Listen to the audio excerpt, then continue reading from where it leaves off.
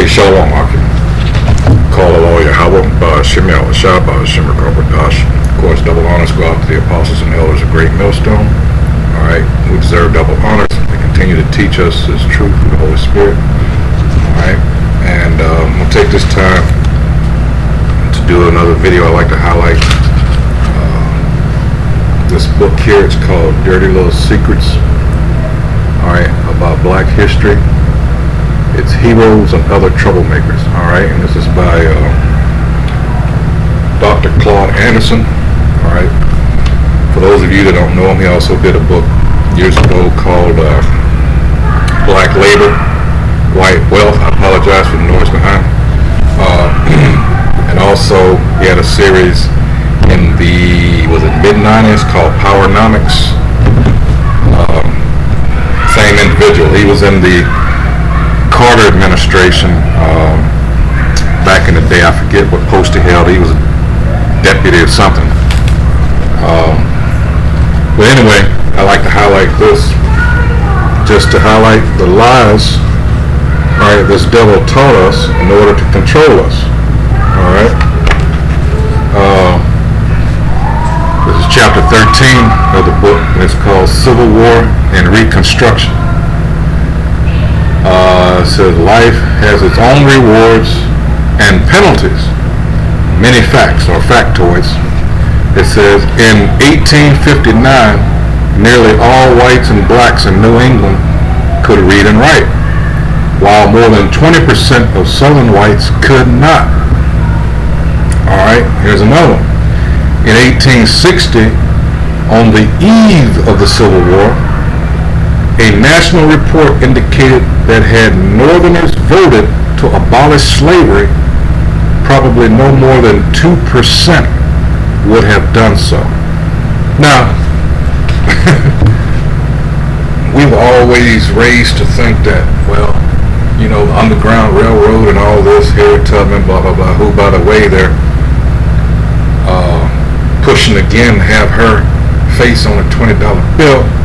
And I have to agree with Judge Joe Brown a couple of years ago when, like myself, you know, like, that's something you don't do. And this is something that whenever you have a nation under subjection such as our people, so you're constantly being made fun of and harassed, trying to think of any words, just this is another way of doing that, my point being. So Judge Joe Brown said, you don't do this to people. This is, you know, putting the female, but we all know this is a tactic of the devil, pushing the woman in the forefront. All right. Of course, he didn't do that, even though we know that this is a backwards people, as you know, they believe in the woman being the head. You know, you think of throughout all their history, they pushed that hell. One of the who was it? Antipater. I mean, that tells you right there. All right. But this is what they do, especially for someone that they hate like us. All right. And like I say, this is spiritual warfare. So this is one of the devil's tactics, you know. Again, lies upon lies upon lies. And this is all in an effort to control the people. That people being us. All right. But it says no more than 2%. Now I went and I looked it up, because I had wondered what was the population of the North and the South during the Civil War. And it came back and it said the North had a population of about 20 million and the South about 9 million. Actually, slaves made up around 43% of the Southern population. All right. The slave population among border states was not significant. Delaware, as example, had less than 1,000. So, what is 2% of 20 million? That would be 400,000. So out of the North, if you take it as a whole, those states, all right, Maryland is considered the old line state, so anything above, I'm on the East Coast here in D.C., so anything above the border there with Pennsylvania is considered the North, all right, so 400,000 out of 20 million, 2%. And we will always talk, oh, well, you get to the North, you know, you're free and all this. So, continuing on, it says, in 1861, the Secretary of the Navy stipulated blacks could enter the Navy, but they could achieve no higher rank than, get this, boys. Boys. No higher rank than boys. Alright, at a compensation of $10 per month and 1 day's ration, so 1 meal a day. In 1860, black Americans owned and controlled approximately 0.5% of the nation's wealth. By 1990, 30 years ago, blacks, well 31 years ago, blacks owned and controlled 1.5% of the nation's wealth. Just treading water. For those of you that think that we's free. Alright, the next headline, it says a round 3 with England. It's got a question mark. And this was not taught in the history classes. Alright, as far as the Civil War goes.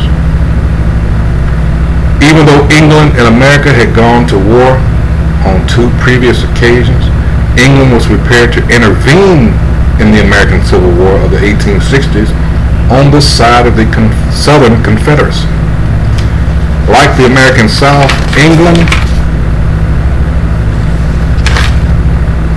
profited economically and politically from black enslavement. International slavery in general and cash products from the American South had fueled England's Industrial Revolution in the 1790s. By the 1860s, the annual sales of slaves produced cotton generated more than $30 billion for England's cotton goods retail industry. An attack on slavery in America's South, therefore, was a threat to England's economic base, its textile industry.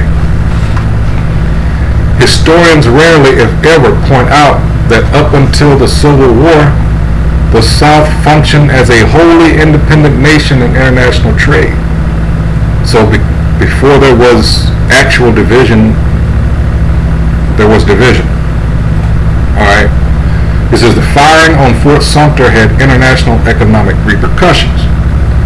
The Lincoln administration's greatest fear in foreign affairs was that European nations, but especially Britain, would extend diplomatic recognition to the Southern Confederacy. Alright, so there was more going on than what we were told. Alright, especially in history. Remember, it's the victor that writes that. Alright? It says Britain's recognition of the South would have legitimized secession from the Union and undermine the U.S. Constitution. Intervention would have inevitably led to another British-American war. The Prime Minister, Lord Palmerston, who bore the ultimate responsibility for any decision to intervene in the American Civil War, insisted that Great Britain wait until the decisive Southern Confederacy victory over the Northern Union forces occurred. Then they would jump in. Alright, but as we know, the South didn't win. Alright? And we know that despite what the daughters of the, well, let me get these pieces of crap here. Let's see, daughters. This is one reason here that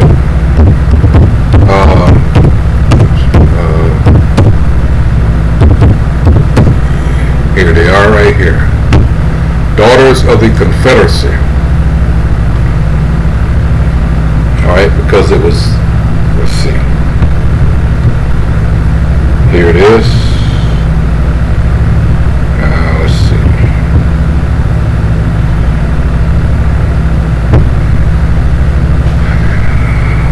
these holes right here.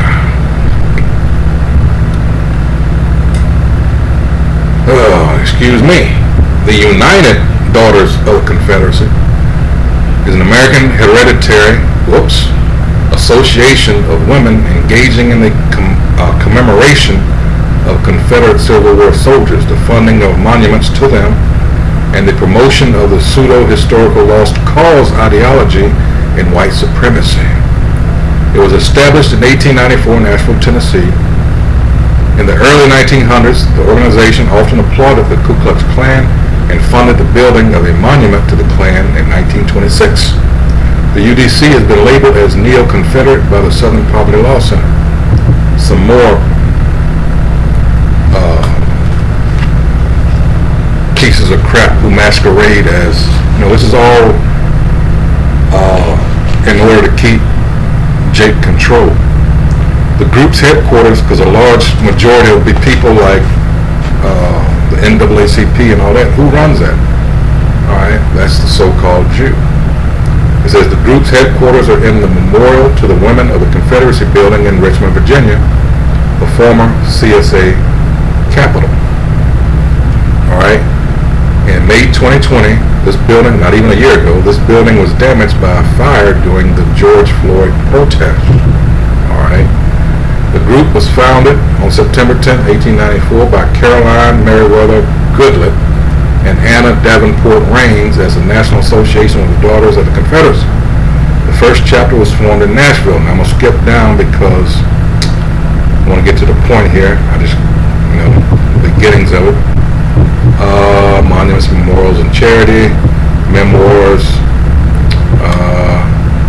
Children of the Confederacy. Here it is.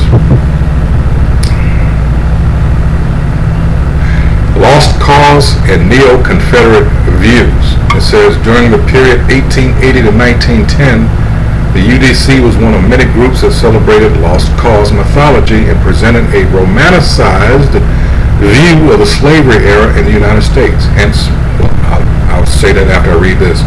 The UDC promoted white Southern solidarity, allowing white Southerners to refer to a mythical past in order to legitimize racial segregation and white supremacy.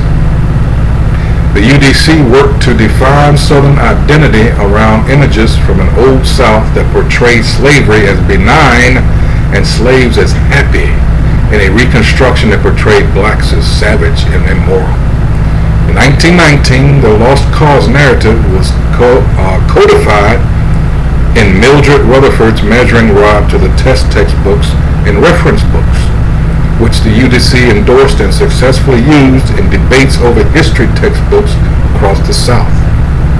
More recently, historian James M. McPherson has said that the UDC promotes a white supremacist and neo-Confederate agenda.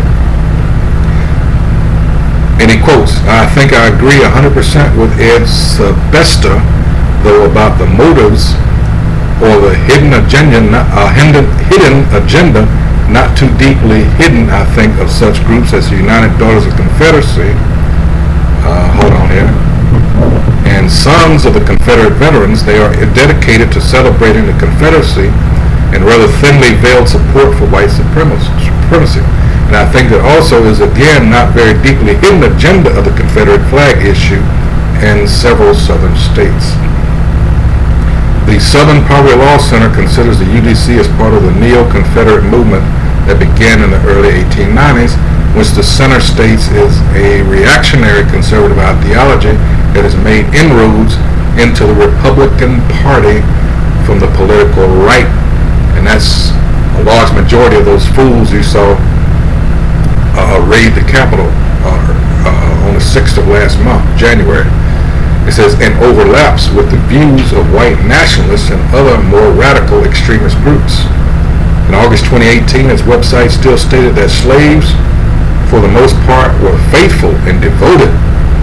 Most slaves were usually ready and willing to serve their masters. All right. Wow. Anything. All right. And wow. Let's go to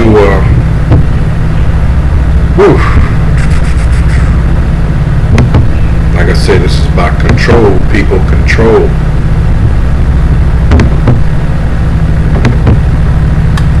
What's happening now is,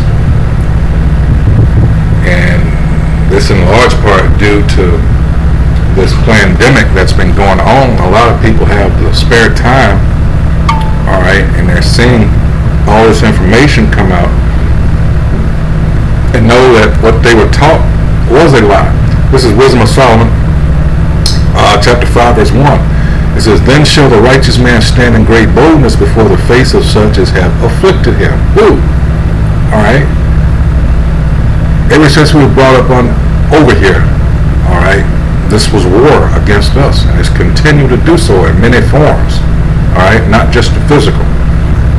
It says, "And made no account of his labors." All right.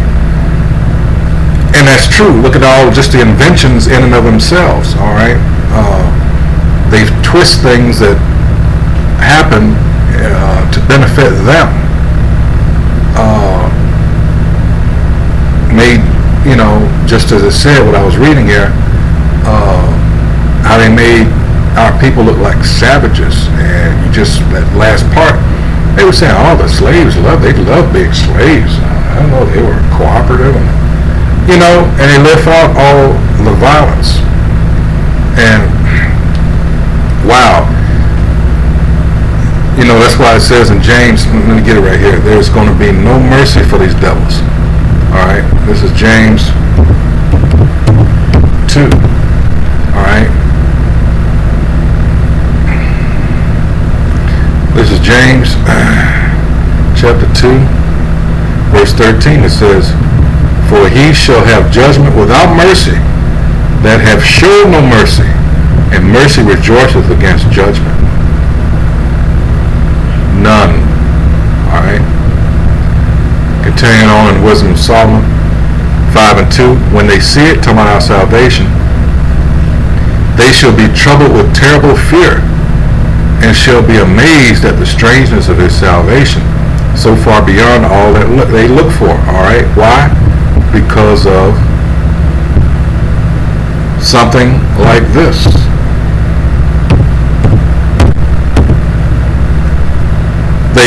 Through their movies and other stories, all right, they like to, portray themselves as the good guy, and they label the chariots of the Most High, who they call UFOs, all right, as green men from Mars and things of that nature. The Greys,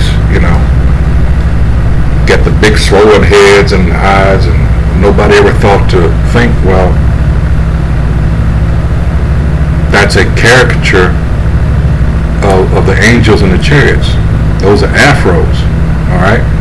This is Zechariah chapter 5, verse 1. It says, "Then I turned and lifted up mine eyes and looked, and behold, a flying roll. And he said unto me, What seest thou? And I answered, I see a flying roll. The length thereof is 20 cubits, and the breadth thereof 10 cubits. Then said he unto me, This is the curse that goeth forth over the face of the whole earth," talking about the chariots. "For every one that stealeth shall be cut off as one on this side, according to it. And every one that sweareth shall be cut off as on that side, according to it." All right. "I will bring it forth, saith the Most High, the Lord of hosts, and it shall enter into the house of the thief, and into the house of him that sweareth falsely by my name, and it shall remain in the midst of his house, and shall consume it with the timber thereof and the stones thereof." The thief? Who did he steal? Us. This is Exodus 21.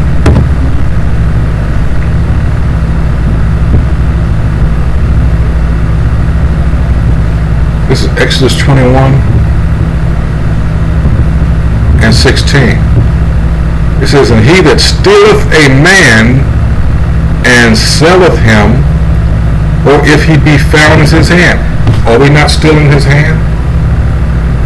"He shall surely be put to death."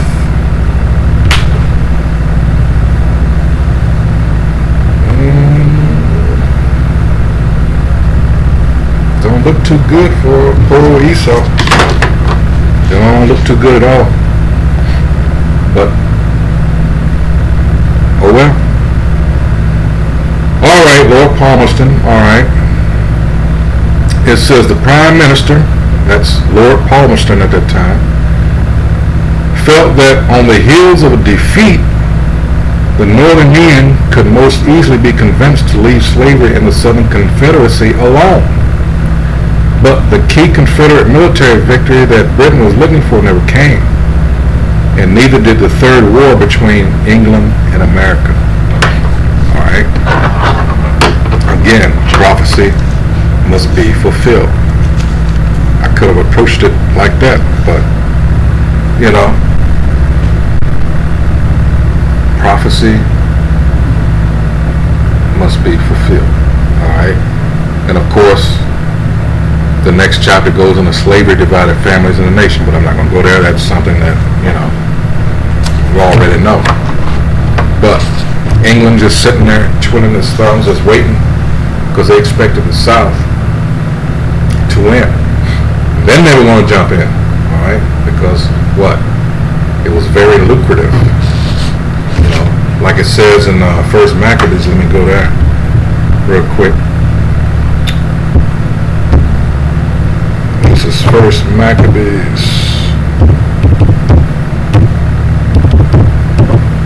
2. All right, scrolling down to verse 10. All right, and it's answering a question: what nation hath not had a part in her kingdom and gotten of her spoils? Throw Psalms 83rd chapter in there, all right? They all were confederate with each other at keeping us from knowing who we are, keeping us from coming back as a nation. Because as long as they keep us sinning, you can go to Judith the fifth chapter for that. Why do you think there's pork and everything, all right, that you would never associate pork being in? All right, it's the little things that add up. And I know that as long as they keep our people doing this, eating shrimp, lobster, and all these other abominable things, all right, then they know we're not in tune with our power. They continue to prosper at our expense. That's what it's all about. All right, so for time's sake, I'm sure. Oh man, yep, did it again. All right, so with that. Once again, this has been from this book here, Dirty Little Secrets About Black History. It's Heroes and Other Troublemakers. There's a lot of material here. And I also have in the second book, there's more Dirty Little Secrets, all right, where he and his son, all right. So with that, I hope that reviews this is edified. That's what we aim to do here, all in hopes of waking up the remaining, hopefully elect. All right, so we can get the hell up out of here. So with that, shalom.